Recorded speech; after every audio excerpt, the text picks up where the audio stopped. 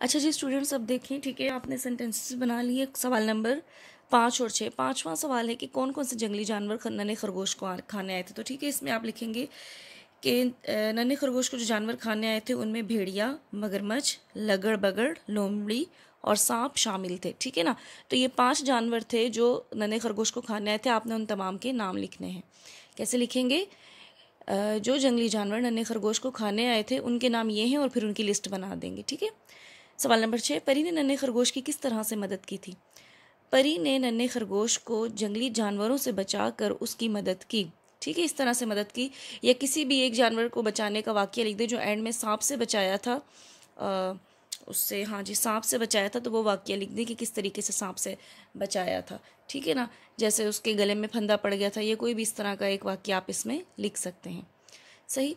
अच्छा, फिर इसके बाद सेंटेंसेस भी आपने बना लिया। अब यहाँ पे आपको नज़र आ रहा होगा, देखिए सवाल नंबर 4 है, सबक को जहन में रखते हुए मंदरजा झेल जुमलों को दुरुस्त करके लिखें। ये जुमले कैसे लिखे हुए? ये गलत लिखे हुए हैं। ठीक है ना।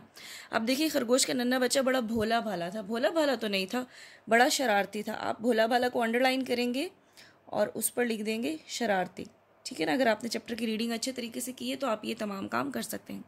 जूं ही नन्हे खरगोश ने अपनी गाजर शेरनी को दी, शेरनी उसी वक्त सुनहरे ताज वाली परी बन गई। क्या शेरनी को दी थी? नहीं, हिरनी को दी थी। ठीक है। तो इस तरह के कुछ वर्ड्स हैं इसमें जो कि गलत हैं। आप लोगों ने उसको अंडरलाइन करना है। ठीक है। सबसे पहले लगड़ बगड़ गया था खरगोश के घर? नहीं गया था ना, तो इसको अंडरलाइन करेंगे। जो सही वर्ड है वो आप यहाँ लिखेंगे। अच्छा, नंबर 4 सेंटेंस है, लोमड़ी ने दरवाजे पर पंजा मारकर मक्कारी से कहा कि मैं तुम्हारी खाला हूँ बेटा, तुम्हारे लिए हलवा पका कर लाई हूँ।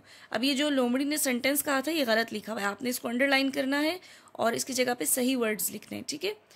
नंबर 5 है, नन्हा खरगोश मकान में बैठा सेब खा रहा था कि एक काला सांप फन उठकर सामने खड़ा हो गया। सेब तो नहीं खा रहा था, वो फलियां खा रहा था। ठीक है।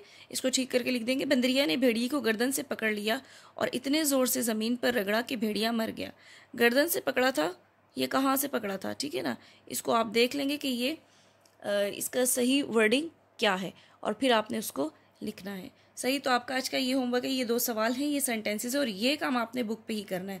सवाल नंबर 5 और 6 आप कॉपी पर करेंगे, सेंटेंसेस आप जो है वो कॉपी पे करेंगे नोटबुक पे। बाकी ये जो सवाल नंबर 4 है इसको आप लोगों ने अपनी जो है वो बुक के ऊपर ही फिल करके मुझे इमेज बना के भेजनी है। आई होप आपको ये होमवर्क जो है वो क्लियर हो गया होगा। फिर भी कोई चीज़ नहीं समझ आएगी तो आप मुझसे पूछ लें। Thank you. अल्लाह हाफिज़।